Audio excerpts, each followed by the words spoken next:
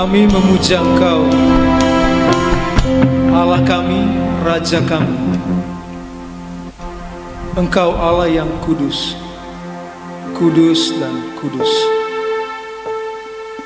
Kami bersyukur kepadamu, oleh karena Engkau melayakkan kami, oleh darah penebusan anak-Mu Yesus Kristus. Engkau telah menguduskan kami seluruhnya. Dan selama kami masih tinggal dalam kemah ini,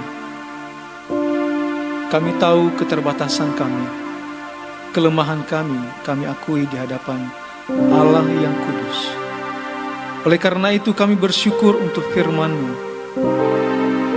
Dan biarlah firman-Mu yang senantiasa menuntun kami hari ke hari. Kami mempersembahkan kehidupan kami sebagai persembahan yang hidup dan yang kudus bagi Allah. Tuhan, tolong kami dalam perenungan firman-Mu pada pagi hari ini. Terangi hati kami, terangi pikiran kami, beri hati yang lembut. Tuhan, tolong hamba-Mu, kami sambut firman Tuhan. Dalam nama Yesus kami berdoa. Amin. Silakan duduk kembali, Bapak Ibu.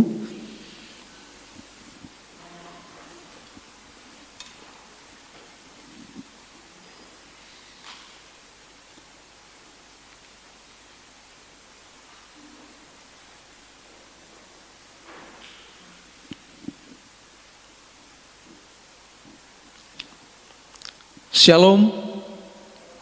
Ya, terpujilah nama Tuhan yang pada kesempatan pagi hari ini saya diberi kesempatan untuk boleh melayani firman Tuhan dan kita mendengarkan sabda Tuhan bersama-sama pada pagi hari ini. Mari kita langsung membuka Alkitab kita dalam 1 Petrus pasal yang ke-1. 1 Petrus pasal yang ke-1 ayat 13 sampai ayat 21.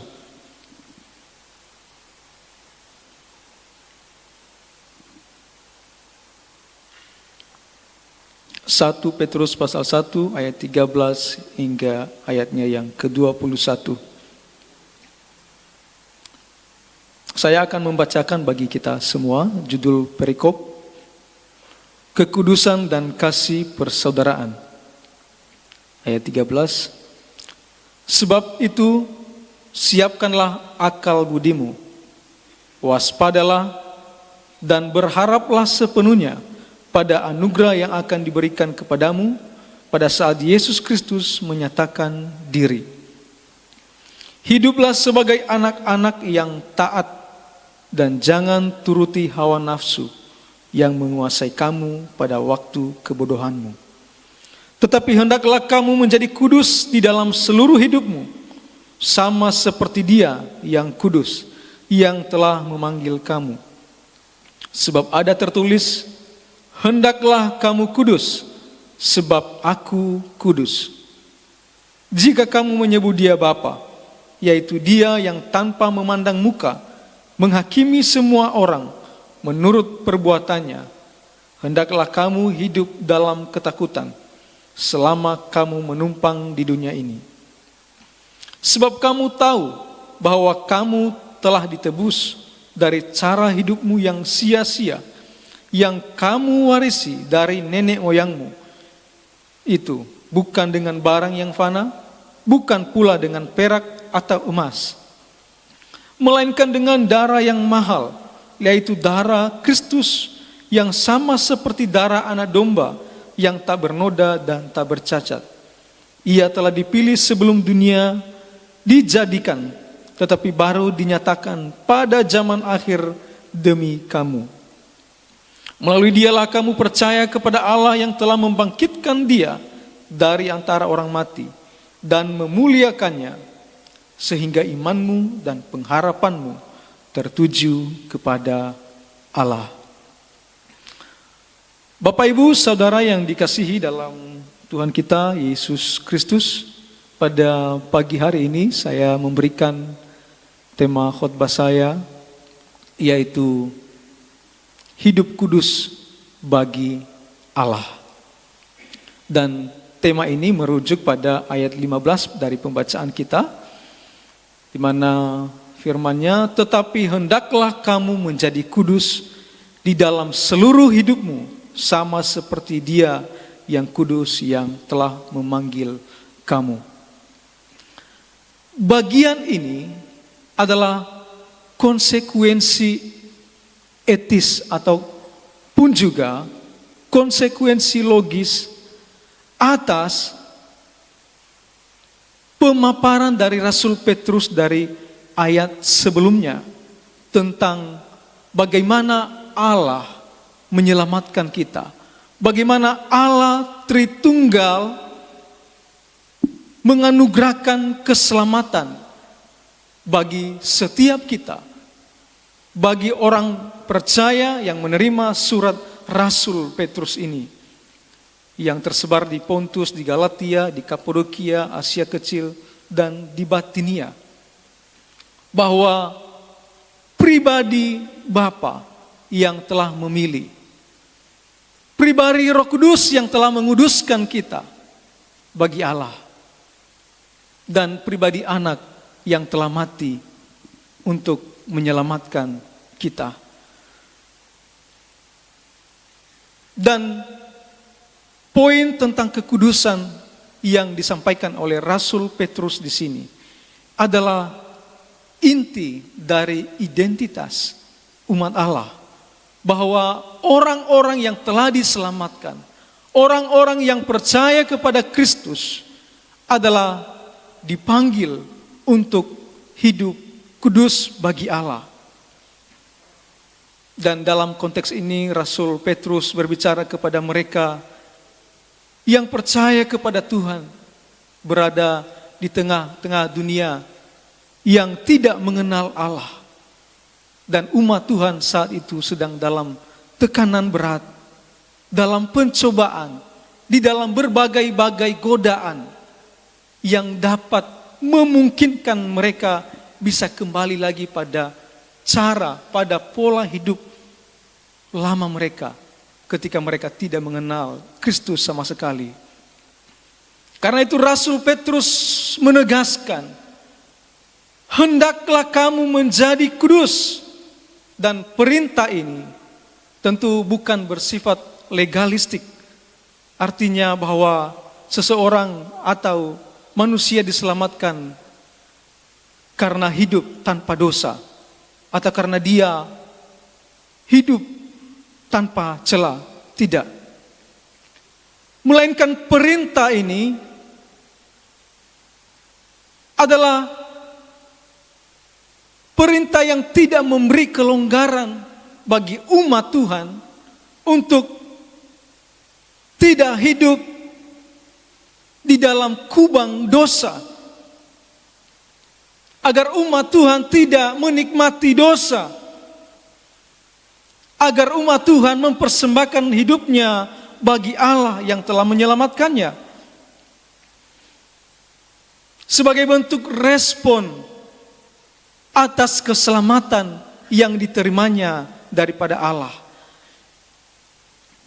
Dan sebagaimana definisi kudus di sini tidak dalam pengertian bersih atau tanpa noda, tidak berdosa.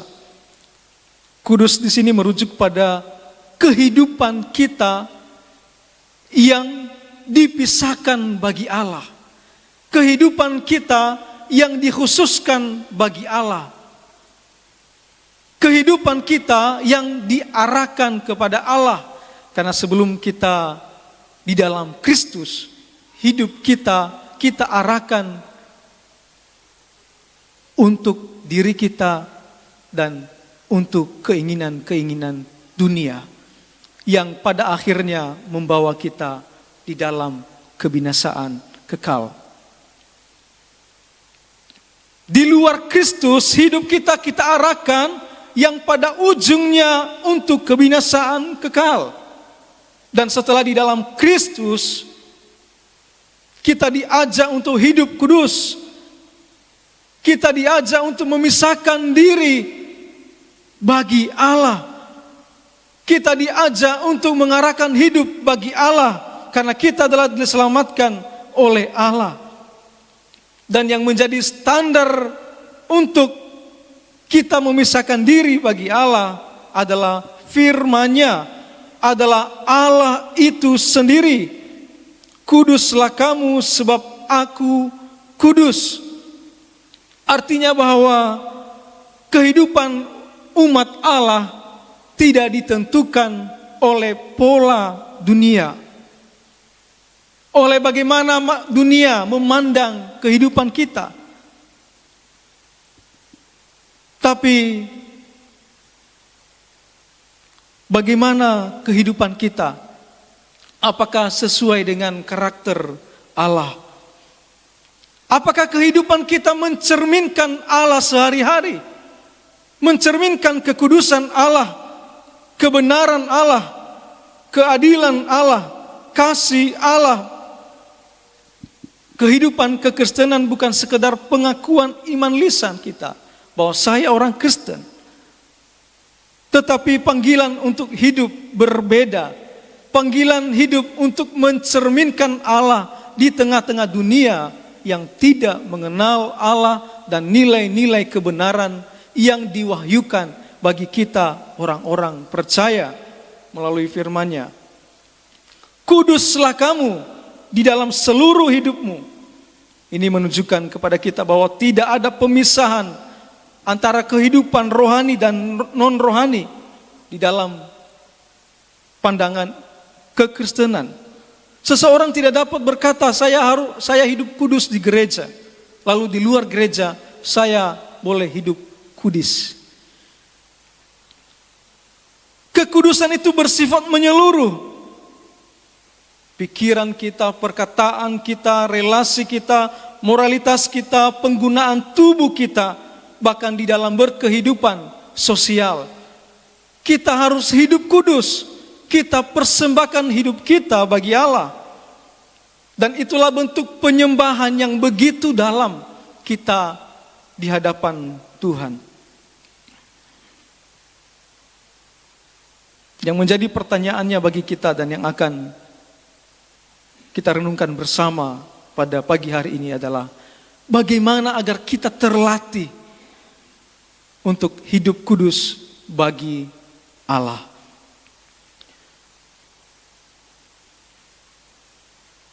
Dalam ayat 13 dikatakan, sebab itu siapkanlah akal budimu. Terjemahan secara literal dari bahasa aslinya, ikatlah pinggang pikiranmu. Dalam budaya timur dekat kuno, jadi sebelum orang bekerja atau melakukan aktivitas lain seperti berlari ataupun dalam berperang, seseorang harus terlebih dahulu mengikat jubahnya. Tujuannya agar dia tidak terhambat atau gerakannya bisa bebas untuk bekerja, untuk berlari atau berpergian jauh dan ataupun juga dalam berperang, sehingga lebih siap untuk bertindak dan dia bisa gerak lebih bebas. Saya ingat waktu masih di kampung, kalau mau pergi berkebun atau di sawah, saya harus ikat memang pinggang, dan dalam ikat pinggang itu saya harus menaruh parang yang ada tempatnya, yang ada sarungnya. Tujuannya supaya ketika tersandung kita tidak kewalahan, atau mungkin kita terlambat makan, kita tidak merasa terlalu lapar. Atau ketika kita berlari, kita bisa berlari lebih cepat. Jadi ada manfaatnya. Jadi sebelum berangkat itu kita harus ikat pinggang. Dan di sini istilah yang digunakan adalah istilah yang dalam budaya timur dekat kuno dipakai untuk kebiasaan semacam ini. Jadi maksudnya bahwa pikiran kita harus dipersiapkan untuk menghadapi dunia di mana kita berada. Karena hidup orang percaya berada di tengah-tengah peperangan rohani, dan itu terjadi setiap hari. Peperangan itu bukan terutama melawan manusia, tetapi melawan sistem dunia yang berdosa, nilai-nilai yang menentang Allah, dan ada tipu daya iblis juga di sana. Dan karena peperangan rohani seringkali dimulai dari pikiran, karena di sanalah ada nilai dalam pemikiran kita, di sanalah keinginan kita terbentuk, dan di sana juga keputusan kita ambil.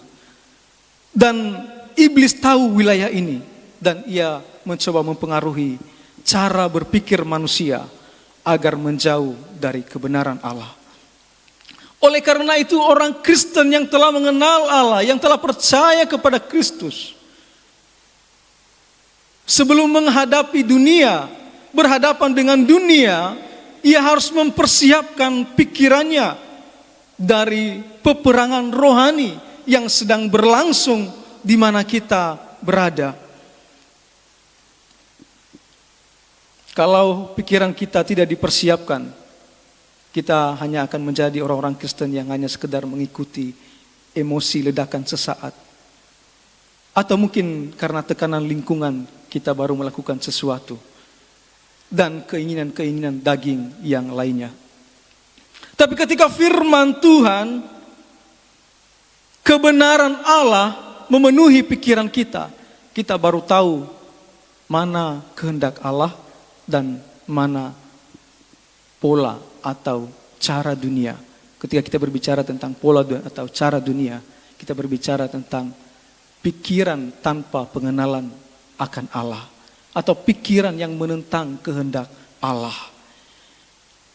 Kekristenan bukan sekedar pengalaman emosional atau aktivitas keagamaan lahiriah. Kehidupan Kristen adalah kehidupan yang dipimpin oleh kebenaran Allah. Kita mengendalikan pikiran kita.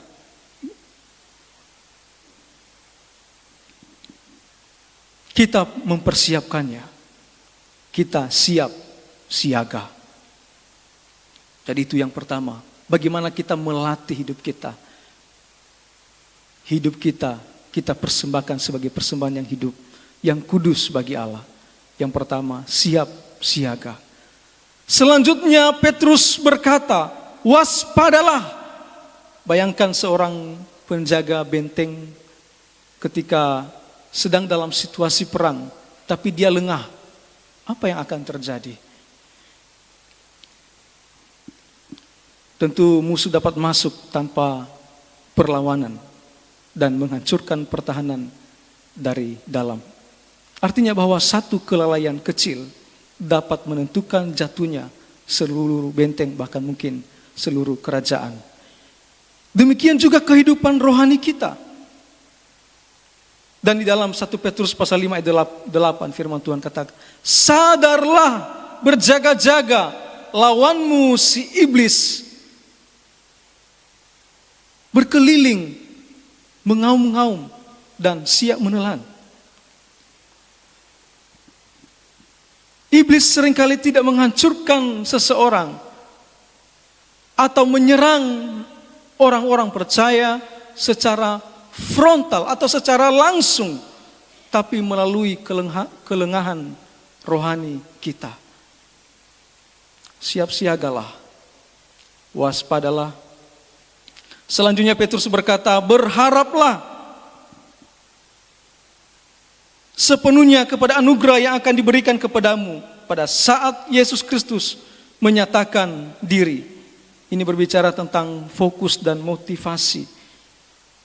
Seseorang yang memiliki motivasi yang salah, fokus yang salah,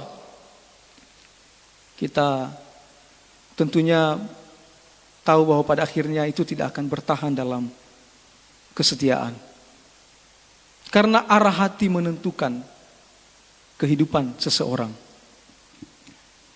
Banyak orang gagal dalam kehidupan rohani, bukan semata-mata karena kelemahan lahiriah, tetapi karena sejak awal motivasi hidupnya itu sudah keliru. Ia tetap mau jadi Kristen, tapi hatinya motivasinya untuk hal-hal dunia. Dan pada akhirnya ia akan meninggalkan Kristus dan ia akan menyangkal kebenaran.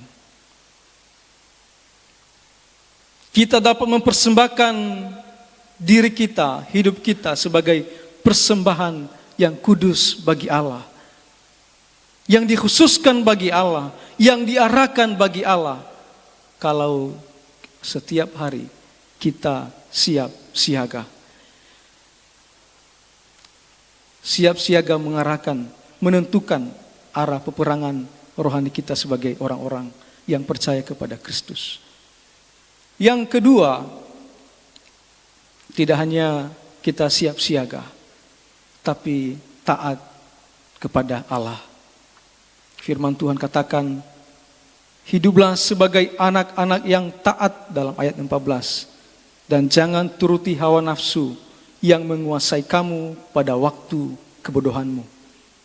Dan ketaatan yang dimaksud oleh firman Tuhan di sini bukan sebagai syarat untuk menjadi anak-anak Allah. Kita taat dulu baru menjadi anak-anak Allah. Tidak. Tetapi menjadi ciri khas dari mereka, dari kita yang telah dilahirkan baru oleh Kristus, oleh Roh Kudus, melalui rohnya di dalam hati kita. Ciri khas kita yang mengaku telah percaya kepada Kristus sebagai Tuhan dan Juru Selamat kita secara pribadi.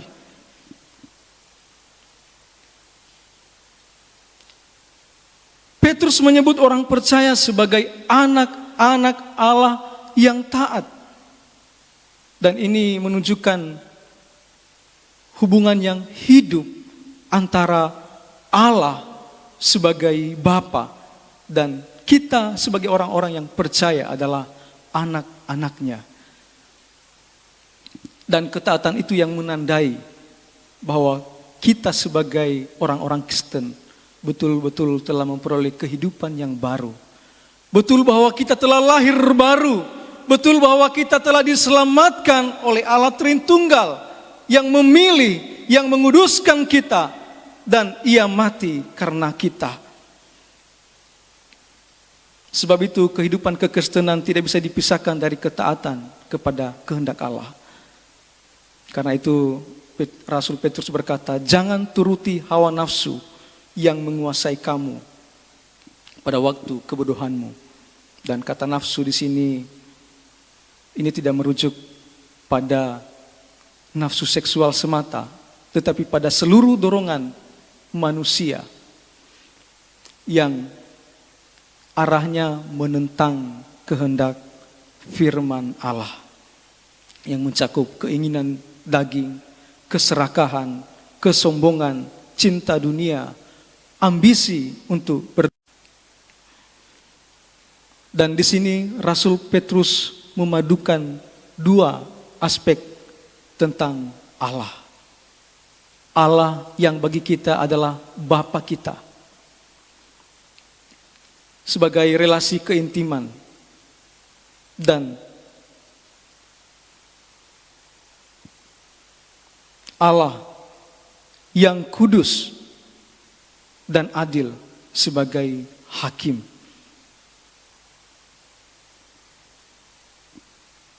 Karena itu Allah menyelamatkan kita. Allah mengasihi kita tanpa meniadakan kekudusannya, tanpa meniadakan keadilannya. Dan kita melihat di atas kayu salib sebagai orang-orang percaya. Itulah yang akan menjadi peringatan bagi kita setiap hari untuk takut akan Allah atau menghormati Allah. Karena ia bukan hanya Allah yang mengasihi kita, tapi juga Allah yang benar-benar kudus dan adil, menegakkan hukumnya atas dosa. Dan kita melihat kepada anaknya yang tunggal yang dikasihinya, ia tidak segan-segan menjatuhkan hukuman karena kita. Karena itu Rasul Petrus berkata, hiduplah dalam takut selama kamu menumpang di dunia ini. Bukan berarti kita dikuasai teror, kehilangan keselamatan. tapi ini menunjuk pada rasa hormat yang mendalam kepada Allah, kesadaran akan kekudusan Allah, dan sikap hidup yang sungguh-sungguh menghormati Dia sebagai Bapa kita, sekaligus sebagai hakim di dalam karena kekudusan dan keadilannya. Karena itu Rasul Petrus menegaskan bahwa sebagai orang-orang percaya, kita ini adalah pendatang, orang-orang asing sementara di dunia. Artinya bahwa dunia sekarang bukan rumah akhir dari kita orang-orang percaya. Karena itu jangan biarkan sistem atau pola dunia menentukan arah hidup kita. Mari selalu kita belajar taat kepada Allah sebagai bentuk persembahan hidup kita yang kudus bagi Allah yang telah menguduskan kita, sehingga dalam setiap saat kita boleh datang kepada Allah di dalam Kristus Yesus, anaknya yang mengasihi kita. Dan yang ketiga, bagaimana kita bisa terlatih untuk hidup kudus bagi Allah. Ingat identitas kita. Ayat 15 mengatakan, tetapi hendaklah kamu menjadi kudus dalam seluruh hidupmu, sama seperti Dia yang kudus, yang telah memanggil kamu.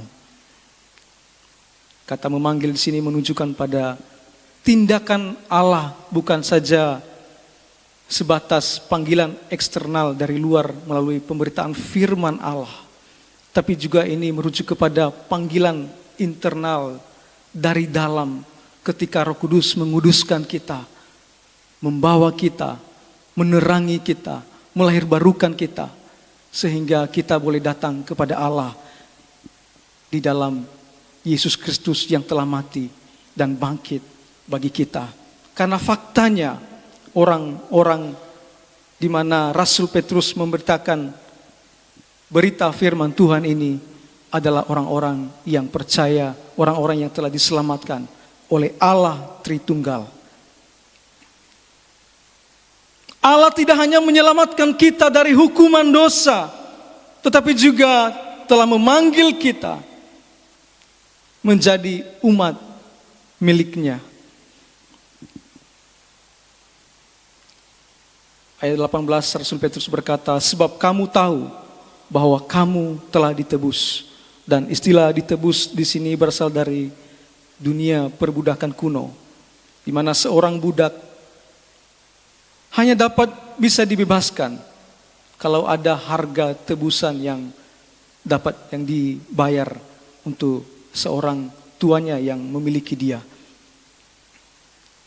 Petrus memakai gambaran ini untuk menjelaskan bagaimana Kristus menyelamatkan kita, dan itu melalui darahnya, melalui tubuhnya, melalui persembahan hidupnya bagi kita. Kehidupan berdosa yang diwariskan dalam natur manusia kita yang telah jatuh ke dalam dosa, ditebus oleh Kristus melalui pengorbanannya yang mulia. Dan kita dapat kita diberi anugerah untuk dimampukan melakukan kehendak Allah, dimampukan untuk mengarahkan hidup kita bagi Allah karena karya Kristus yang objektif itu. Petrus menegaskan, bukan dengan barang yang fana, bukan pula dengan perak atau emas. Artinya bahwa nilai terbesar dalam pandangan dunia tidak sanggup menebus kita dari kesia-siaan hidup tersebut, dari kefanaan hidup tersebut. Hanya karena penebusan Kristus di atas kayu salib, kita beroleh kebebasan. Kita memiliki kesanggupan untuk hidup bagi Allah, dan jangan sia-siakan kesanggupan yang diberikan oleh Allah tersebut. Karena sebelum kita di dalam Kristus, tidak seorang pun yang dapat berbuah bagi Allah. Tidak seorang pun yang dapat mempersembahkan hidupnya sebagai persembahan yang kudus bagi Allah. Apa yang tampak sebagai sebuah kesalehan adalah seperti kain kotor, tidak ada artinya. Hanya di dalam Kristus kita dapat berbuah dan dinikmati oleh Allah.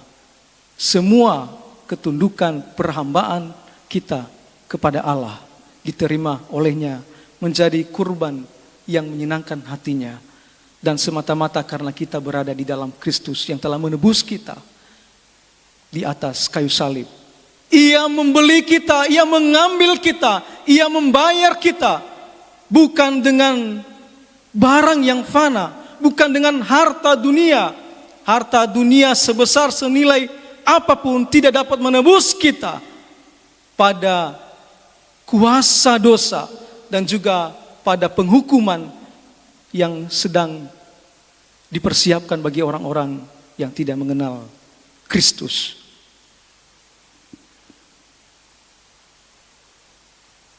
Kristus telah memberi yang terbaiknya bagi kita. Ia tidak hanya sekedar taat kepada Bapa, Ia rela bagi kita, mempersembahkan hidupnya bagi kita. Pertanyaannya adalah, sudahkah kita memberi yang terbaik kita bagi Kristus, bagi Allah yang telah menyelamatkan kita? Ingatlah bahwa seluruh kemampuan manusia tidak cukup membebaskan dirinya dari kuasa dosa dan penghukuman. Dan di sini Yesus digambarkan disebut sebagai anak domba Allah yang mati menggantikan manusia berdosa. Pengorbanan Kristus sungguh sempurna dan itu menebus kita untuk selama-lamanya.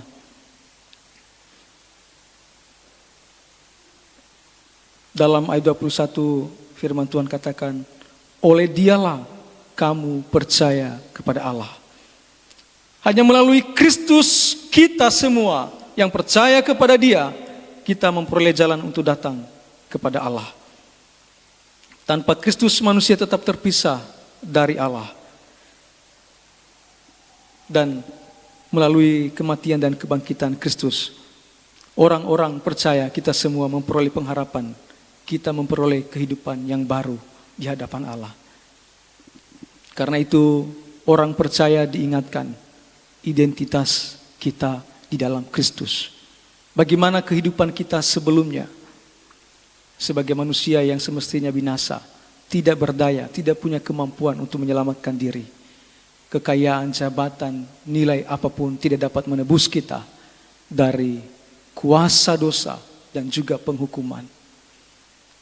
Oleh karena karya Kristus di atas kayu salib, kita telah dibebaskan dan kita diberi kesempatan untuk berbuah bagi Allah di dalam kekudusan hidup. Karena itu mari kita senantiasa mencerminkan kekudusan Allah melalui hidup kita.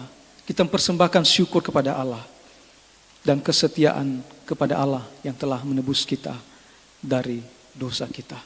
Mari kita berdoa. Bapa di surga, kami bersyukur untuk perenungan firman Tuhan pada pagi siang hari ini.